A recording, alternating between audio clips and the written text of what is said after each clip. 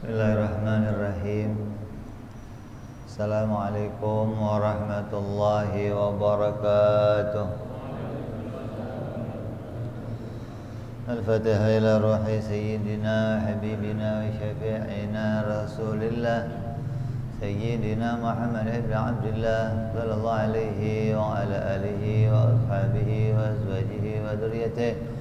إن الله يعلي درجاتهم بالجنة وينفعون بأسرارهم وأنوارهم وعلومهم ونفحاتهم وبركاتهم في الدين والدنيا والآخرة ويجعلنا من حزبهم ويرزقنا محبتهم ويتوفنا على ملتهم ويحشرنا في زمرتهم بالعافية وسلامة لهم الفاتحة. أعوذ بالله من الشيطان الرجيم. بسم الله الرحمن الرحيم. الحمد لله رب العالمين الرحمن الرحيم مالك يوم الدين. إياك نعبد وإياك نستعين اهدنا الصراط المستقيم صراط الذين أنعمت عليهم غير المغضوب عليهم ولا الضالين آمين. بسم الله الرحمن الرحيم. نويت تعلما وتعليما وتذكرا وتذكيرا والنفعا والانتفاعا والإفادة والاستفادة والحثا على التمسك بكتاب الله وسنة رسوله صلى الله عليه وسلم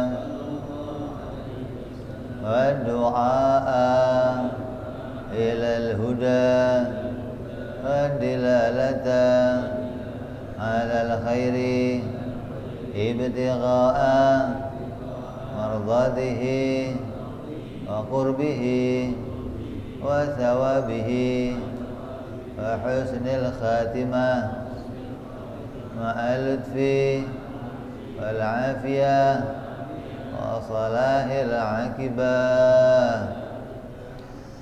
بسم الله الرحمن الرحيم. الحمد لله رب العالمين.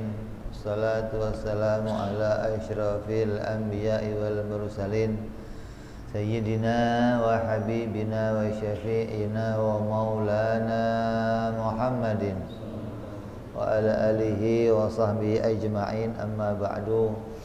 Qala musanniful kitab Habibul Imam Al-Habib Utsman bin Abdullah bin Aqil bin Yahya rahimahullah wa ghafara lahu wa liwalidayhi wa nafa'ana bihi fid darain. Allahumma aftah qulubana futuhal arifin wa bi'idmatika wansur alaina birahmatika ya arhamar rahimin. Ila anqal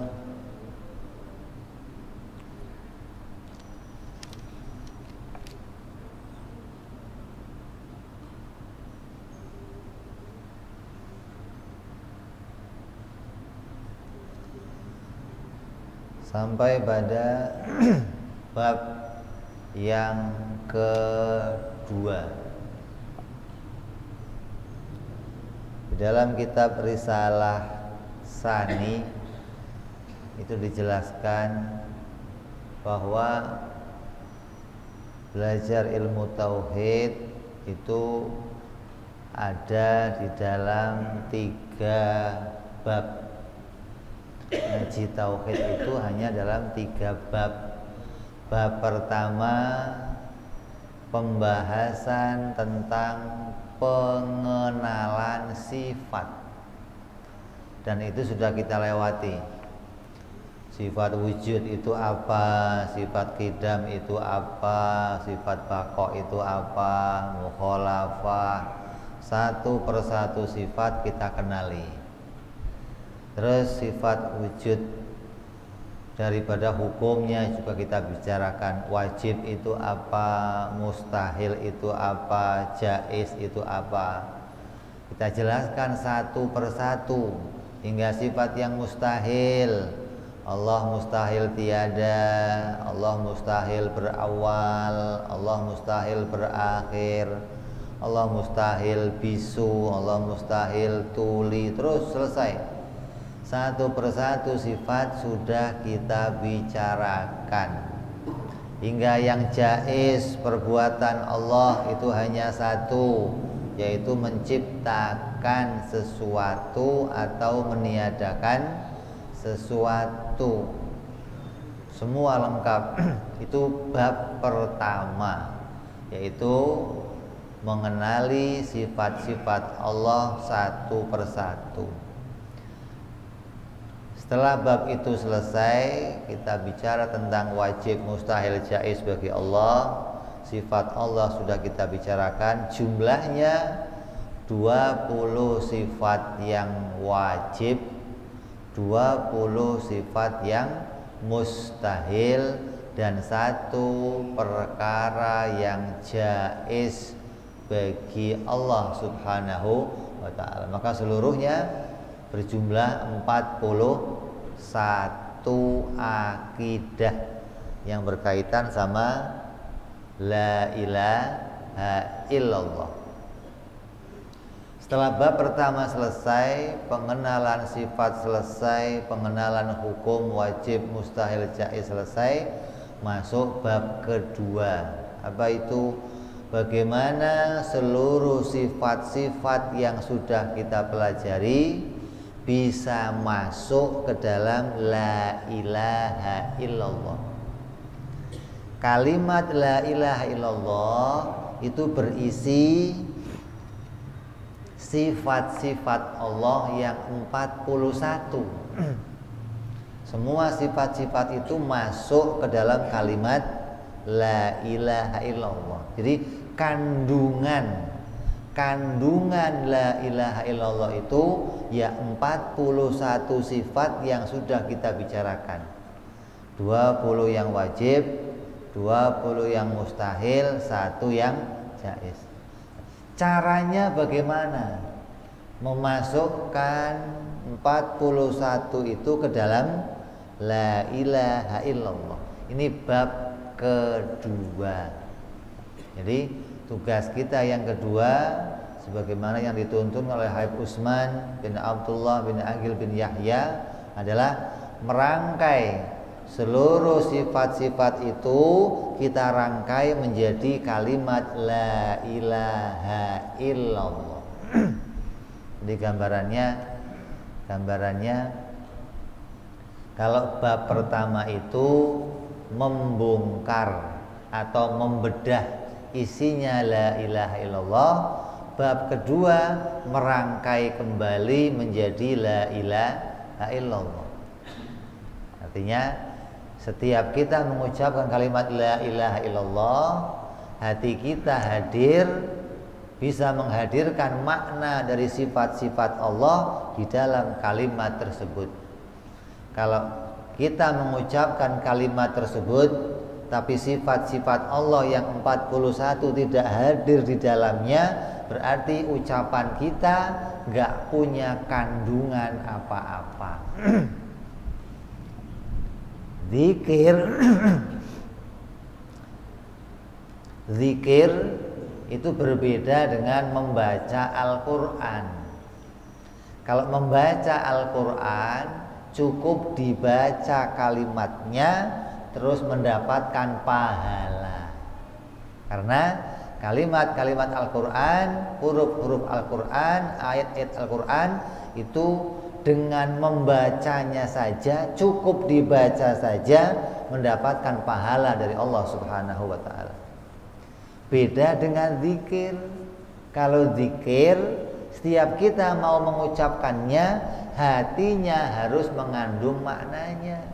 Hati harus menghadirkan maknanya. Kalau nggak hadir, nggak diberi pahala. Gitu loh. Ini bedanya zikir sama baca Al-Quran. Jadi jangan dianggap kalau zikir sama dengan baca Al-Quran. Makanya saya sering dengar kalau habis sholat baca tasbih, sering ya? Baca kamu? Cuman bacanya yaitu asal bunyi. Ada orang baca zikir banallah, banallah, banallah, banallah, banallah. Subhanallah dibacanya banallah, banallah, banallah, banallah. Saking cepatnya mungkin udah terlalu hafal sampai bacanya banallah, akbar, akbar, akbar, akbar, akbar, akbar. Kembalikan kepada perintahnya. Zikir itu dibaca agar setiap kalimatnya kita dengar, kita ingat, dan muncul makna yang mengingatkan kita kepada Allah Subhanahu wa ta'ala. Kalau enggak demikian, zikirnya, bacaannya hanya membasahi lidah, membiasakan diri membasahi lidah, tapi tidak diberi pahala. Ya, tugas kita yang kedua sekarang, bab kedua adalah bagaimana merangkai kalimat, bagaimana merangkai sifat-sifat yang sudah kita kaji, sifat-sifat yang sudah kita pelajari, terangkai menjadi kalimat la ilaha illallah. Caranya bagaimana? Caranya adalah memasukkannya melalui kalimat ilahun. Ya, dalam kalimat tauhid itu ada kalimat la ilaha. Ilaha itu artinya Tuhan. Quran mengatakan wa ilahukum ilahun wahid, dan Tuhan kalian itu adalah Tuhan yang esa.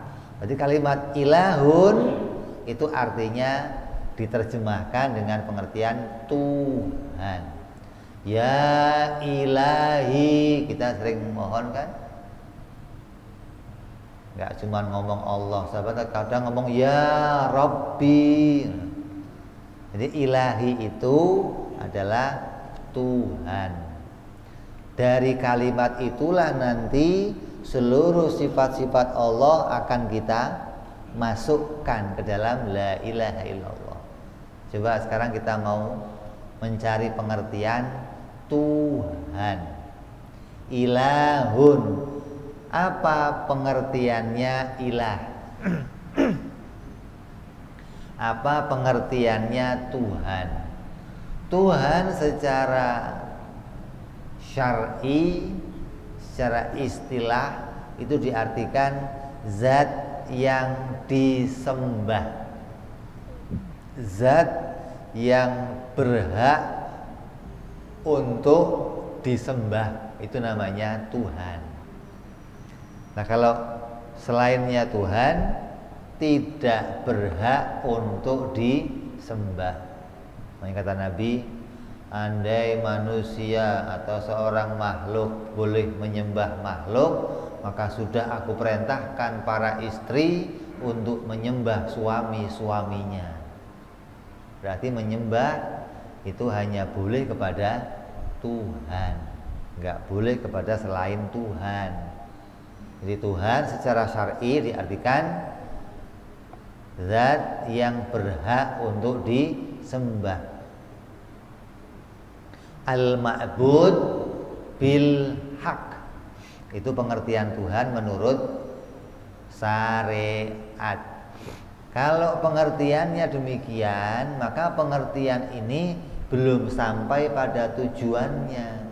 Pengertian ini belum bisa memasukkan 41 sifat tadi ke dalam la ilaha illallah.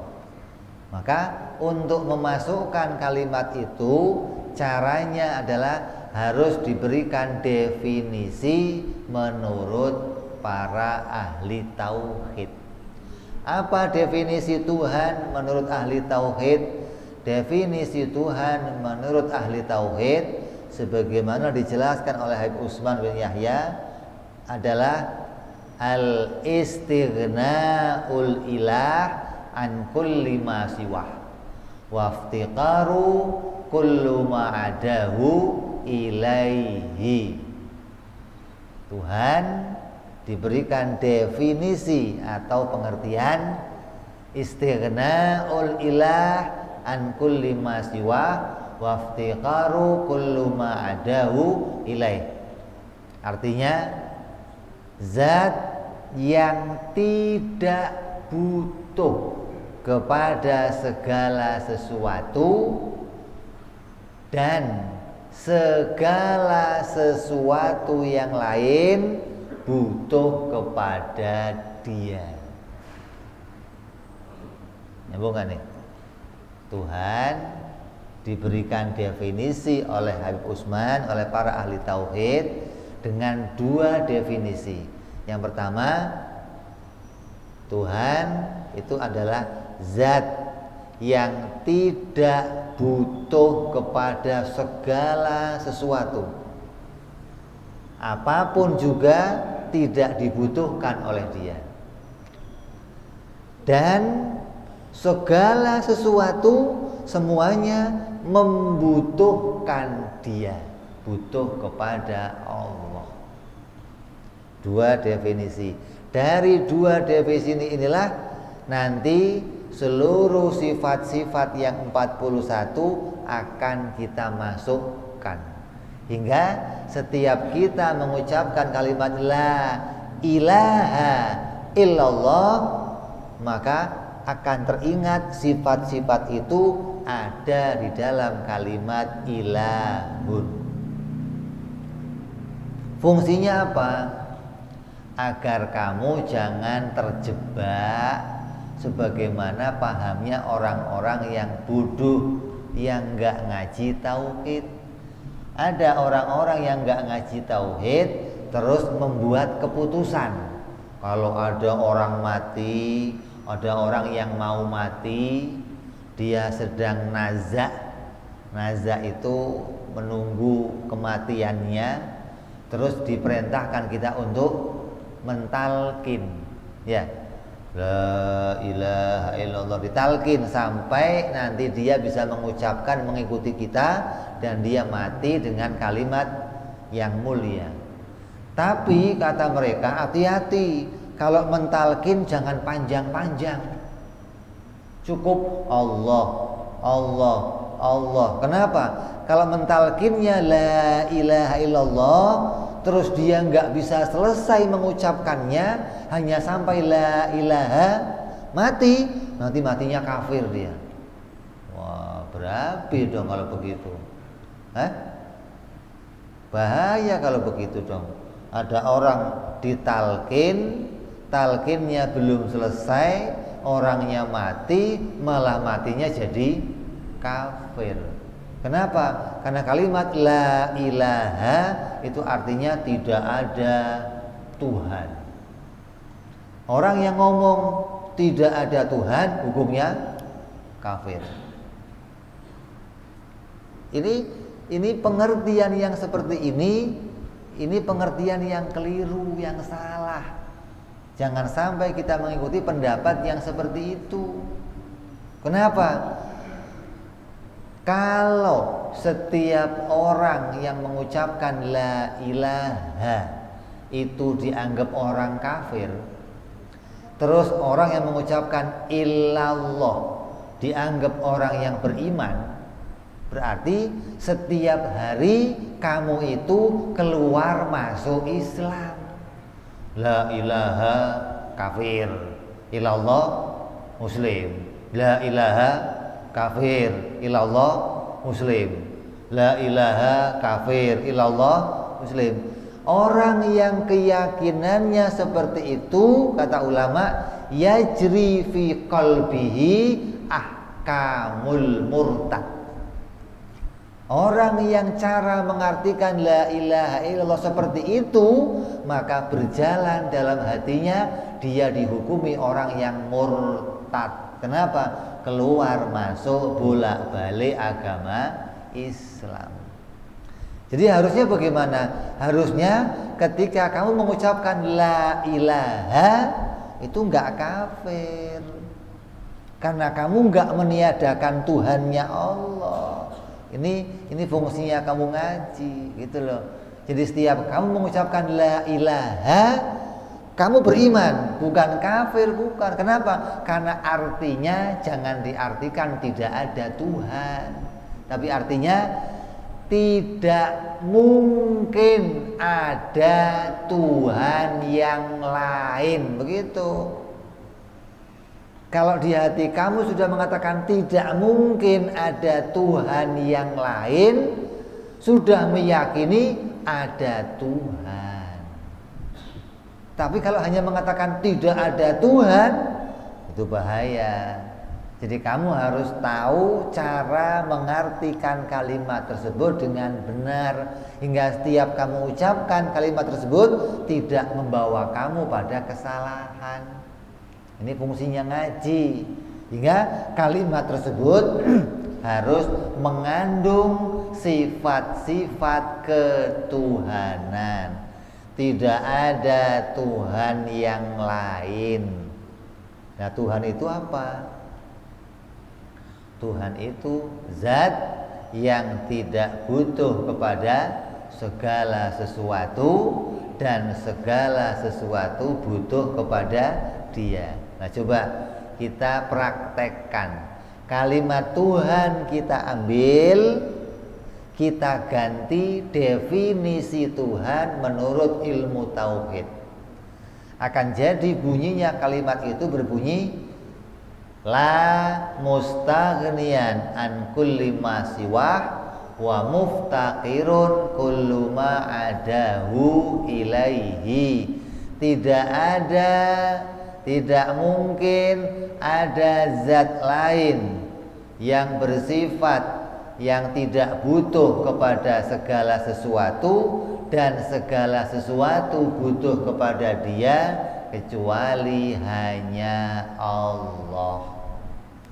Makna inilah yang harus kita bawa setiap kita mengucapkan zikir la ilaha illallah. Jadi kalau kamu zikir la ilaha illallah waktu kamu tahlilan, ada orang mati atau di kuburan atau di tempatnya sahibul musibah, kamu suruh baca zikir la ilaha illallah. Setiap satu kalimat yang kamu baca la ilaha illallah, maka maknanya hadir. Tidak mungkin ada yang lain, zat yang maha kaya dari segalanya, dan segalanya butuh kepada Dia, itu hanya Engkau ya Allah. Zat yang maha kaya dari segalanya, dan segalanya butuh kepada Dia, itu hanya Engkau ya Allah. Terus begitu, tidak ada zat yang butuh kepada segalanya, hanya Engkau ya Allah. Terus, hingga setiap kalimat itu kita ucapkan, makna ini hadir di dalam hati kita. Hingga setiap kalimat itu dibaca, kamu mendapatkan pahala dari kalimatnya, dari makna yang kita hadirkan dalam hati kita. Ini bab kedua. Kalau kita dari kecil biasa ngapalin wujud kidam bako, berarti kita baru menyelesaikan bab pertama, belum sampai pada bab kedua. Apa bab keduanya? Bagaimana sifat-sifat yang sudah kita apalkan, yang sudah kita pahami, kita rangkai, kita masukkan dalam kalimat la ilaha illallah, hingga terbentuklah makna ketuhanan. Terus lanjut, zat yang tidak butuh kepada segala sesuatu, dan segala sesuatu butuh kepada Dia. Kita cari pengertiannya satu persatu. Pengertian yang pertama disebut namanya istighna atau ghaniyul mutlak. Allah itu zat yang maha kaya secara mutlak. Artinya apa? Allah tidak butuh segalanya, apapun juga, mutlak. Itu zat atau itu definisi yang pertama. Nah, kemudian Allah itu mempunyai sifat apa saja kok sampai Dia tidak butuh kepada segala sesuatu. Nah, mulai kita akan ambil dari 20 sifat tadi, makna-makna yang menunjukkan Allah tidak butuh kepada segala sesuatu. Dari 20 itu nanti akan kita bagi dua. Dari 20 tadi separuh menunjukkan makna Allah Maha Kaya, separuh maknanya menunjukkan seluruh makhluk butuh kepada Allah. Jadi 20 tadi kita akan bagi dua. Separuh maknanya menunjukkan Allah Maha Kaya, tidak butuh segalanya. Separuh maknanya menunjukkan seluruh makhluk butuh kepada Allah. Ini kalau kamu nggak bisa merangkai ini, maka selamanya zikir kamu nggak diberi pahala. Kenapa? Karena zikir kamu nggak menghadirkan makna. Zikir kamu nggak mengandung kandungan makna yang mengingatkan kepada Allah Subhanahu wa ta'ala. Yang pertama, sifat yang menunjukkan Allah itu Maha Kaya, tidak butuh kepada segalanya. Dari 20 sifat itu ada 11 sifat. Berapa? 11 sifat. Jadi 11 sifat dari yang 20 itu, yang wajib 20 itu menunjukkan Allah Maha Kaya, tidak butuh kepada segala sesuatu. Apa saja 11 itu? Yang pertama sifat wujud. Yang kedua sifat qidam, baqo, mukhalafah lil hawadis, qiyamuhu binafsih, wahdaniyah. Berapa ini? 6. Wujud, qidam, baqo, mukhalafah lil hawadis, qiyamuhu binafsih, terus wahdaniyah. Berapa ini? 6. Ditambah lagi sama, basor, kalam, sami'an, basiron, sama, basor, kalam, sami'an, basiron, mutakalliman. Jumlahnya ada 11 sifat. Wujud, qidam, baqo, mukhalafah lil hawadis, qiyamu binafsih, wahdaniyah. Terus sama, basar, kalam, sami'an, basiran, mutakalliman. Berapa itu jumlahnya? 2. Wujud, qidam, baqo, mukhalafah lil hawadis, qiyamuhu binafsih, wahdaniyah. Sama, basar, kalam, sami'an, basiran, mutakalliman. 12 sifat. 12 sifat ini masuk ke dalam maknanya Allah Maha Kaya. Allah tidak butuh segala sesuatu. Apa saja? 12 sifat. Sisanya berapa? 8. Yang 8 sifat menunjukkan bahwa seluruh makhluk butuh kepada Allah. Apa saja yang menunjukkan seluruh makhluk butuh kepada Allah? Wahdaniyah, qudrat, iradat, ilmu, hayat, qadiron, muridan, aliman, hayyan. Berapa? 9. Tadi kelewat wahdaniyah, masuk kemari. Wahdaniyah, qudrat, iradat, ilmu, hayat, qadiron, muridan, aliman, hayyan. Berapa? 9. 9 menunjukkan segala sesuatu makhluk butuh kepada Allah. Yang tadi wujud, qidam, baqo, mukhalafah, qiyamuhu binafsih.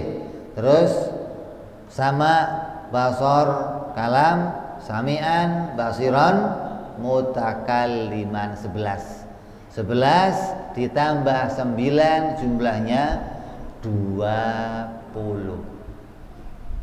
Kenapa harus dibagi demikian? Karena 20 sifat yang kita bicarakan di bab pertama itu disebut masih menjadi bahan sifat-sifat pokok bagi Allah, belum menunjukkan makna apapun. Setelah dirangkai, dipisahkan dan disusun dengan baik, maka barulah muncul menjadi sebuah makna. Kalau kamu nggak bisa menyusunnya dan nggak mengerti apa kandungannya, maka kamu nggak bisa menghadirkan makna ketuhanan bagi Allah Subhanahu wa ta'ala. Ini bab kedua yang juga harus dimengerti oleh orang yang di hatinya akan tertancap, akan terkandung kandungan makna la ilaha illallah. Sehingga setiap kalimat itu kamu ucapkan, kamu mengingat 20 sifat Allah. Nyambung gak? Pusing Beb? Ya pusing. Kalau mikir hasilnya pusing, kalau olahraga hasilnya keringetan, begitu biasa. Kalau saya nggak mau pusing Pip, ya jangan mikir. Kalau nggak pengen pusing, kepalanya dituker bola, nanti nggak pusing. Kalau kepala kamu masih ada otaknya, berarti ya ada pusingnya. Namanya mikir. Nah, mikir yang seperti itu kata Nabi, tafakkaru sa'atan khairun min ibadatin sab'ina sanah. Berpikir satu waktu itu yang tambah meningkatkan iman kita kepada Allah, itu lebih baik dari ibadah 70.000 tahun tanpa mikir. Coba. Jadi kamu 1 jam duduk di sini berpikir tentang Allah, mengenali sifat Allah, tambah yakin kepada keberadaan Allah, maka duduknya kamu di sini sama dengan ibadah 70.000 tahun. Kira-kira kamu sanggup ibadah 70.000 tahun? Sanggup? Umurnya aja nggak sampai segitu. Maka ini kesempatan, jangan kok susah. Orang diberikan oleh Allah kemampuan. Allah itu kalau ngasih ukuran, ngasih perintah sesuai kadar kemampuan kita. Jadi pelajaran yang seperti ini itu bukan pelajaran yang sulit, bukan. Tinggal bagaimana kemauan kita untuk mengenali Allah.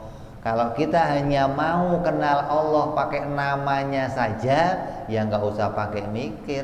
Tapi sholatnya soft paling belakang sama anak-anak.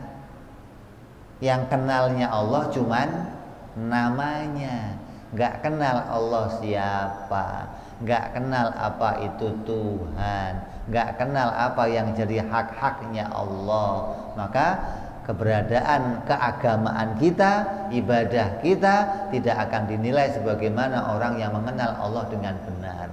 Jadi kita harus selesaikan bab kedua ini sampai paham. Jangan sampai hanya berhenti di bab yang pertama. Orang yang belajar tauhid hanya sampai bab pertama, itu namanya baru apal-apalan, belum punya pengertian. Maka ditambahkan oleh Habib Usman ada bab yang kedua, yaitu bagaimana merangkai makna ketuhanan. Ya, nyambung gak nih? Jadi Tuhan pengertiannya apa? 2 pengertian. Yang pertama, zat yang tidak butuh kepada segala sesuatu, menunjukkan dia maha kaya. Pengertian yang kedua, segala sesuatu butuh kepada dia. Sekarang kita buktikan wujud. Kenapa Allah nggak butuh kepada yang lain? Karena dia wajib wujud. Kalau kita Wujudnya wajib nggak? Wujud kita namanya apa? Jaiz wujud. Boleh wujud, boleh juga nggak wujud. Keadaan yang seperti itu, yang wujudnya jaiz, pasti butuh diciptakan. Nah kalau Allah wajibul wujud, maka dia tidak butuh diciptakan. Yang pertama, Allah maha kaya, tidak butuh pada yang lain. Yang kedua, qidam, tidak berawal. Allah tidak berawal wujudnya, maka dia tidak butuh diciptakan. Kita berawal wujudnya. Tadinya nggak ada, terus jadi ada. Wujud yang seperti kita yang ada awalnya butuh diciptakan. Allah wujudnya nggak berawal, maka dia tidak butuh diciptakan. Yang ketiga, baqo, Allah tidak berakhir wujudnya, maka wujud yang tidak berakhir tidak butuh kepada yang lain. Wujud kita ada akhirnya, maka kita butuh kepada yang lain. Yang keempat, mukhalafah lil hawadis, Allah itu beda dengan segala sesuatu. Kalau segala sesuatu itu butuh diciptakan, butuh diadakan, butuh diteruskan, butuh diawali, Allah tidak demikian. Maka menunjukkan Allah tidak butuh kepada segala sesuatu. Yang keempat, qiyamuhu binafsih, wujud qidam baqa mukhalafah lil hawadis, qiyamuhu binafsih. Yang kelima, Allah maha kaya, Allah berdiri sendiri, maknanya Allah maha kaya, tidak butuh bantuan siapapun. 5 sifat menunjukkan Allah maha kaya. Berikutnya, sama, Allah maha mendengar, basor maha melihat, kalam maha berbicara, menunjukkan Allah tidak butuh disempurnakan. Kalau Allah kok bisu, butuh dibantu untuk ngomong. Allah kok tuli, butuh bantuan untuk mendengar. Allah kok buta, butuh bantuan untuk melihat. Maka Allah maha kaya, tidak butuh dibantu bicara, tidak butuh dibantu melihat, tidak butuh dibantu mendengar. Menunjukkan Allah maha kaya. Ditambah sami'an, basiran, mutakalliman. 11 sifat ini menunjukkan Allah tidak butuh segala sesuatu, yang jadi makna ghaniyul mutlak, maha kaya secara mutlak. Yang kedua, segalanya butuh kepada Allah. Sifat apa saja yang ada pada Allah yang dibutuhkan oleh yang lain? Yang pertama, sifat esa. Seluruh makhluk butuh Tuhan yang esa. Kalau Tuhan ada dua, maka tidak bisa seluruh makhluk butuh kepada dia. Nah, Tuhannya dua, berarti separuh butuh pada yang ini, separuh butuh sama yang lain. Tapi enggak demikian. Allah esa, maka segalanya butuhnya kepada Allah. Sifat esa. Yang kedua, sifat kudrat, dia berkuasa, mampu menciptakan segala sesuatu, mengadakan yang tiada menjadi ada, yang ada dirubah jadi tiada. Maka itulah yang kita butuhkan, yang bisa menjadikan iman kita, keselamatan kita, keamanan kita. Dialah yang bersifat kudrat. Terus bersifat iradat, dia berkehendak, menghendaki munculnya sesuatu, menghendaki tiadanya sesuatu, menghendaki kebaikan, keburukan, maka dia kita butuhkan, karena dialah yang bisa menghendaki apapun yang menjadi keinginan kita. Yang keempat lagi, tambah lagi, ilmu. Yang kita butuhkan zat yang maha mengetahui segala sesuatu. Kenapa? Kalau dia nggak maha mengetahui, dia tidak bisa menciptakan apapun. Maka untuk bisa menciptakan, dia harus mengetahui segalanya. Allah bersifat ilmu, maka dengan itu kita butuh kepada Allah. Yang berikutnya, hayat, hidup. Hidup menjadi syarat. Bagaimana bisa menciptakan kalau enggak hidup? Maka kita butuh kepada Allah, zat yang senantiasa hidup, yang mengurus kita, mengayomi kita, mengamankan kita. Maka itu kita butuhkan. Terus tambah lagi qadiron, muridan, aliman, hayyan. Berapa? 9. Jadi ini jelas 20 sifat dibagi 2, separuh menunjukkan Allah Maha Kaya, separuh menunjukkan Allah dibutuhkan oleh makhluk. Maka kenapa ulama menyusun 20 sifat? Karena 20 sifat itulah kita bisa memahami makna ketuhanannya Allah Subhanahu wa ta'ala. Tapi kalau belum disusun menjadi ini, makna ini, kamu nggak akan ngerti sifat ini menunjukkan pada apa. Gitu loh. Sama kayak begini, kamu masuk ke material. Kamu tahu material? Jual apa? Bahan bangunan. Ada semen, ada pasir, ada batu, ada apa? Genteng. Tapi ketika seluruh bahan itu ada, kamu nggak melihat gambar rumahnya, nggak lihat. Kenapa? Karena baru jadi bahan. Kalau pengen tampak rumahnya, ya disusun dulu, bata dulu taruh, baru ada pintunya, baru ada tiangnya, kasih gentengnya. Oh ini toh rumah, kelihatan rumahnya. Nah untuk mengerti makna Tuhan, nggak bisa dengan wujud kita bakor doang, nggak bisa. Itu hanya untuk apal-apalan, untuk mengerti dasar mengenali Allah Subhanahu wa ta'ala. Untuk kenal lebih lanjut, masuk bab kedua, bagaimana disusun menjadi makna la ilaha illallah. Ini loh yang kalau kamu kaji, kamu cari ke seluruh DKI, coba ada nggak yang ngajarin kitab ini? Coba kamu cari, coba ada nggak kiai di zaman sekarang yang mengajarkan bagaimana caranya menyusun 20 sifat menjadi makna la ilaha illallah. Jadi kalau kelas kiai, imam masjid, khotib masjid, kamu tanya masalah ini, nggak akan bisa jawab. Makanya aneh kalau ada orang belum ngerti ini, udah jadi khotib, jadi imam masjid, aneh. Ini penting untuk dikaji, apalagi seorang tokoh, imam masjid, khotib masjid harus ngerti akidah. Bagaimana cara menyusun sifat-sifat itu menjadi la ilaha illallah.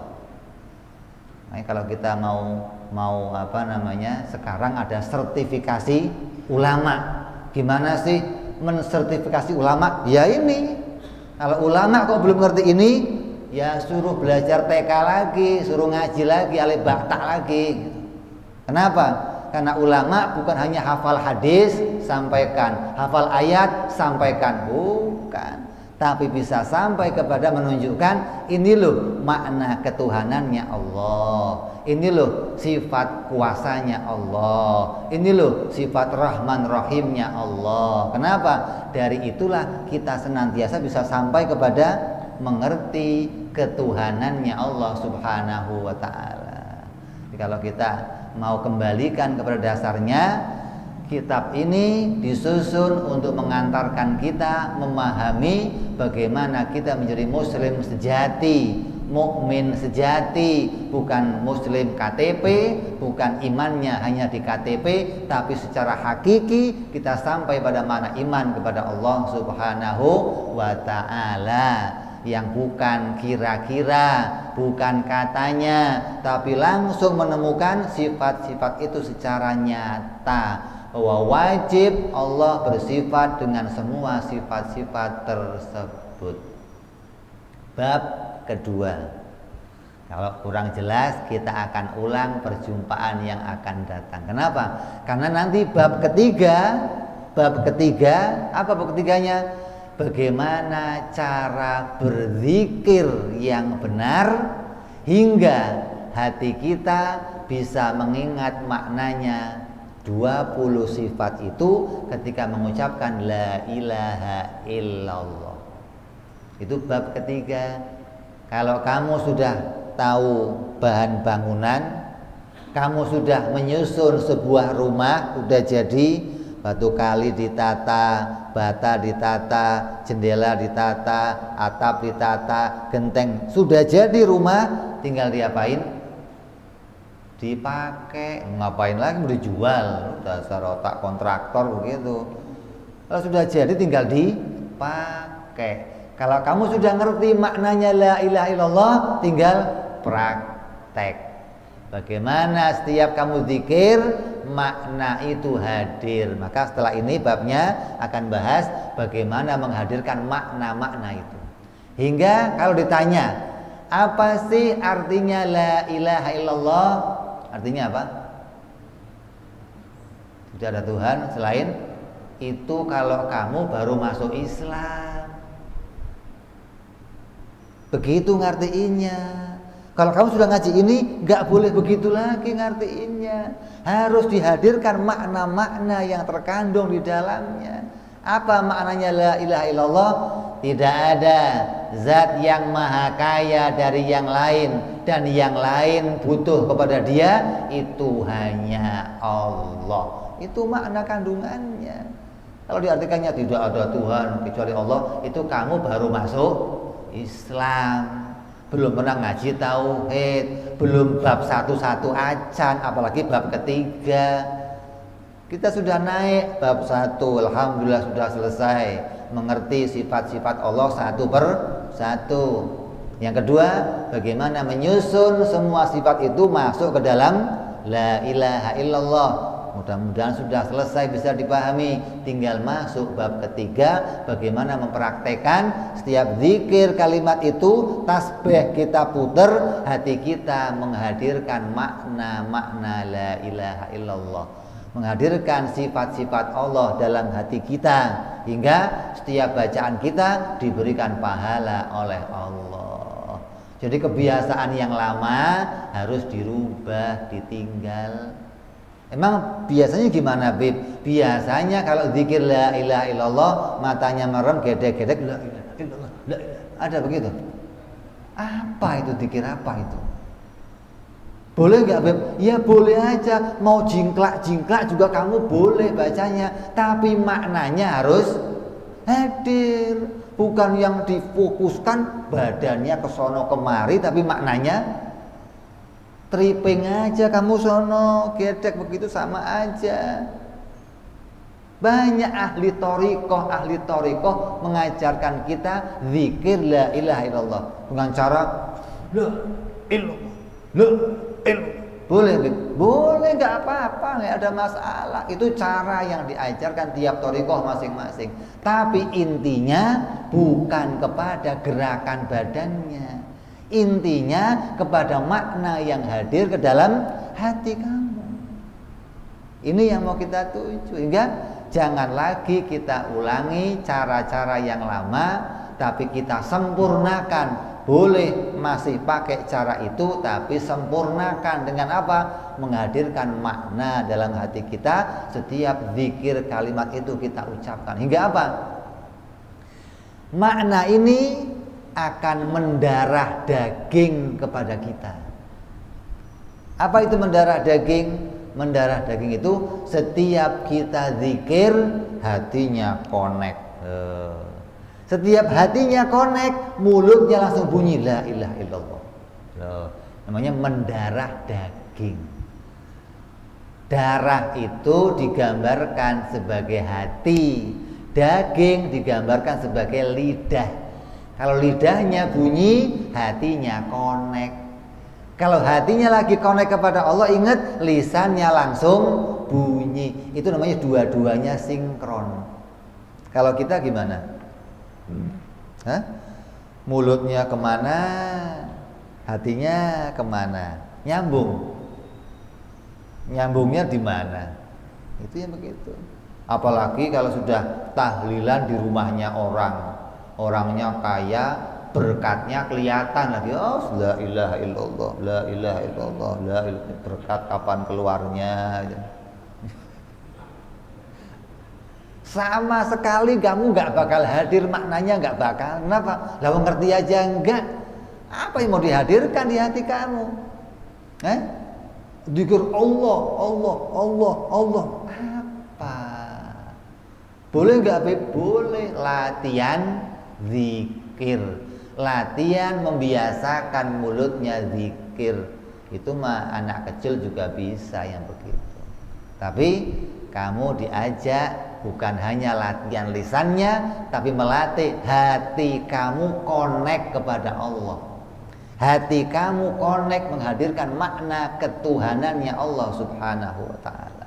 Hingga dari makna ini kita betul-betul jadi orang yang sampai kepada Allah Subhanahu wa ta'ala.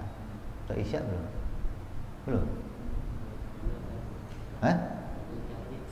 2 menit lagi. Alhamdulillah. Ini waktu kita puas kita ini. Artinya kita sampai kepada tujuan kita menyampaikan bab yang kedua ini. Jadi kalau ada papan tulis, biasanya kita tulis bagaimana itu makna yang 11 sifat, yang 9 sifat, itu kita tulis sehingga imajinasinya orang yang nggak aktif bisa punya gambaran. Tapi kalau pikiran kamu aktif, imajinasinya enteng, gampang gitu. Cuma 9, 11 enteng. Di rumah kalau enggak tulis sendiri 11 apa ya? Wujud, qidam, baqa, mukhalafah, qiyamu bin nafsi, sama, basor, kalam, sami'an, basiron. Tulis. Wahdaniyah, qudrat, iradat, ilmu, hayat, qadiran, muridan, aliman, hayyan. Tulis hingga kamu tahu, oh, kalau yang wajibnya dibagi 2, nanti yang mustahil juga dibagi 2. Separuh mustahil menunjukkan Allah Maha Kaya, separuh lagi mustahil menunjukkan segalanya butuh kepada Allah Subhanahu wa ta'ala. Ini pas adzan Isya, mana petugasnya? Nah, ini muadzin yang bertauhid begini. Azannya manggil Allah, syahadatnya betul-betul sampai kepada Allah. Mudah-mudahan, amin. Allah.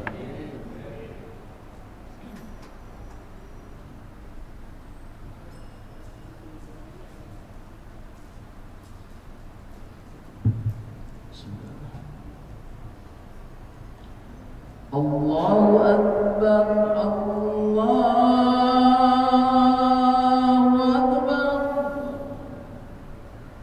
Allahu Akbar,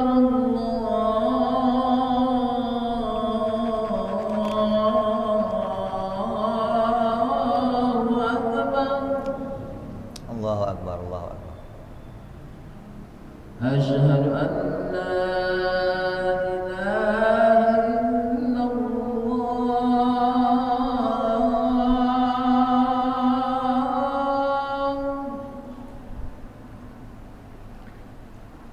أشهد أن لا إله إلا الله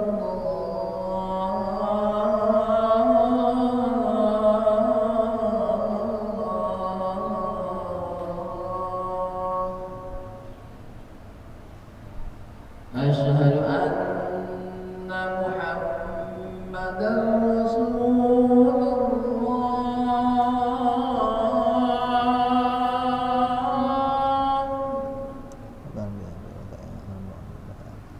أشهد أن محمدا رسول الله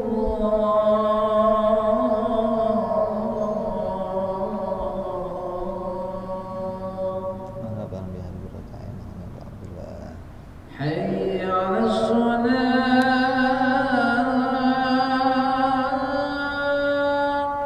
حول ولا قوة إلا بالله العلي العظيم. حي على الصلاة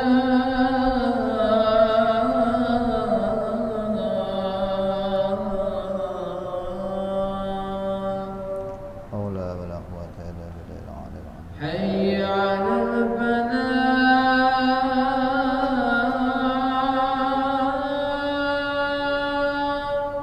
حول ولا قوة إلا بالله. حي على الفلاح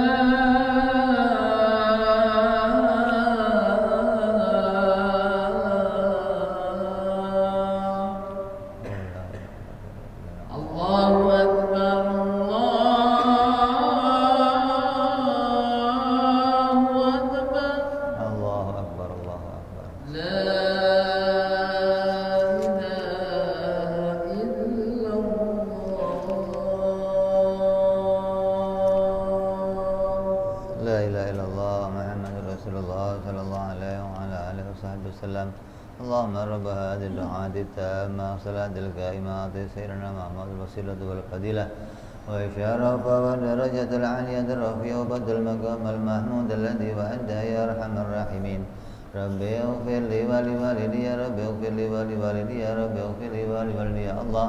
Rabbi ighfir li wa li walidi warhamhuma kama rabbayana shaghira. Allahumma barik lana wa fi auladina wahfadhum wa la tadurruhum warzuqna birrahum wa fikum li ta'atik. Allahumma barik lana wa lahum bil hal wal ma'al wal iyal bi jahi kabiril muta'al. Wa sallallahu ala sayyidina Muhammadin wa ala alihi wa sahbihi wasallam walhamdulillahi rabbil alamin.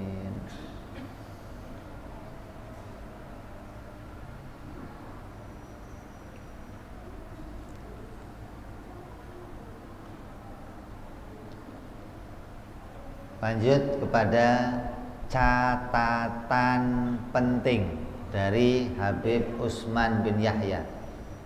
Beliau di akhir bab kedua ini memberikan catatan penting yang harus kita ketahui.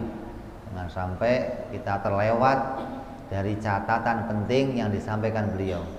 Ada 7 catatan penting yang disampaikan oleh Habib Utsman bin Abdullah bin Aqil bin Yahya. Yang pertama, sebagaimana telah diketahui bahwa agama Islam, hukum syariat di dalam kitab-kitab fikih, boleh kamu baca kitab Sulam Taufik, boleh kamu baca kitab-kitab fikih yang lainnya, di dalamnya telah mewajibkan atas tiap-tiap mukallaf. Mukallaf itu orang Islam yang telah dewasa, yang telah sampai pada akil baligh. Apa perintah untuk mereka? Agar beriktikad, berakidah dengan seluruh akidah yang sudah kita pelajari.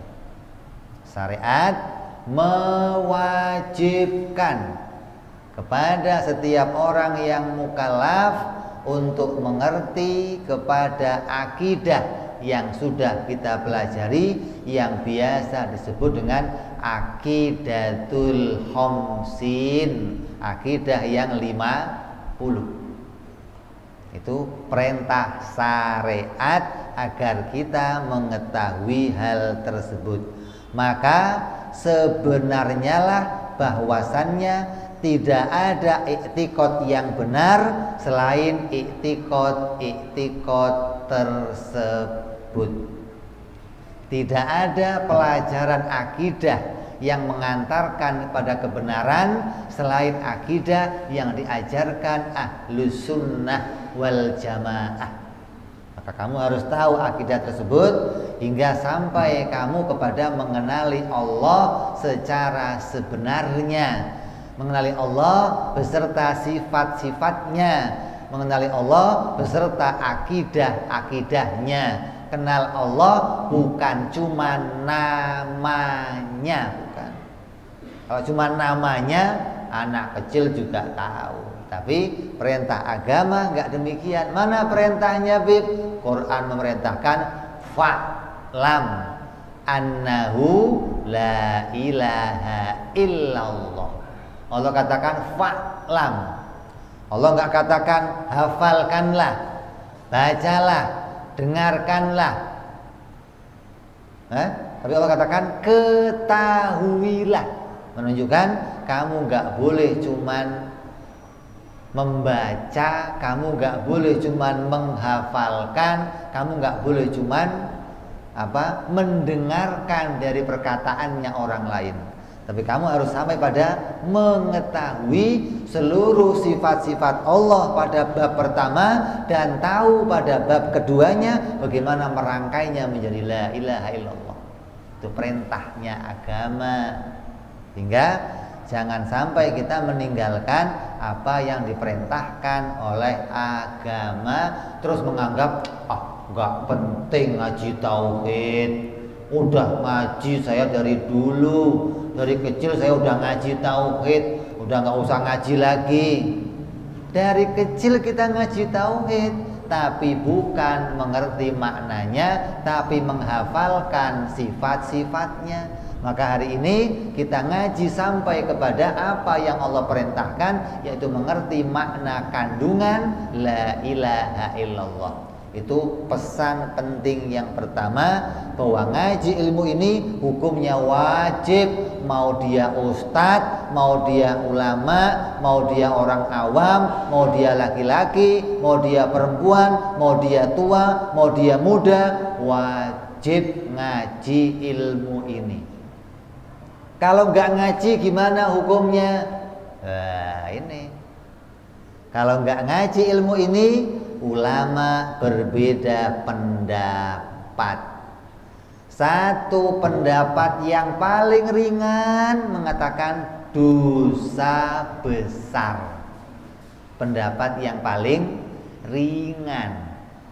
Kalau kamu punya akal, akalnya sehat, akalnya bisa berpikir, kamu nggak ngaji ilmu ini, hukumnya dosa besar.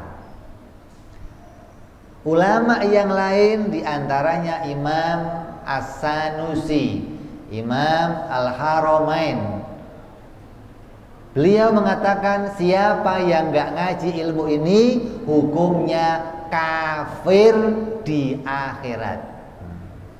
Di dunia kita muslim, di dunia kayaknya KTP kamu Islam, tapi di akhirat kata Imam As-Sanusi, kamu hukumnya kafir. Kenapa? Karena hati kamu gak kenal Allah sama sekali. Hati kamu hanya kenal namanya Allah, tapi Allah itu apa kamu gak ngerti. Dengan ngaji ini kamu kenal sifat Allah, dan kamu kenal ini loh Allah, zat yang maha kaya dari yang lain, dan segalanya butuh kepada Dia. Kamu tahu apa itu Allah, kamu tahu apa itu Tuhan, dan kamu iman secara benar dengan ketuhanannya Allah Subhanahu wa ta'ala. Jadi dua pendapat ulama, yang paling ringan saja yang kita pakai, nggak usah pakai yang berat-berat, ntar kafir-kafir semua apa nggak rame nanti, wah Habib ngafir-ngafirin orang. Enggak, kafirnya nanti di akhirat. Pakai yang pendapatnya jumhur ulama. Apa? Kalau kamu nggak ngaji ilmu ini, kamu punya kemampuan, punya akal yang sehat, kamu hukumnya dosa besar. Mudah-mudahan yang ngaji semua di sini Allah selamatkan dari kekafiran, Allah selamatkan dari banyak dosa, Allah angkat derajat kita, Allah imankan hati kita, Allah kuatkan akidah kita, Allah jadikan kita mati menjadi orang Islam, Allah mudahkan kita mengucapkan kalimat la ilaha illallah pada akhir hayat kita, hingga kita mati husnul khatimah, selamat di dunia sampai di akhirat. Amin ya rabbal ala hadhihi niyyah wa ila hadratin nabi. Al-Fatihah. A'udzu billahi minasyaitonir rajim. Bismillahirrahmanirrahim. Alhamdulillahirabbil alamin arrahmanir rahim maliki yaumiddin. Iyyaka na'budu wa iyyaka nasta'in. Ihdinas siratal mustaqim. Siratal ladzina an'amta 'alaihim ghairil maghdubi 'alaihim waladdallin. Amin. Ya rabbana tarabna bi anana tarabna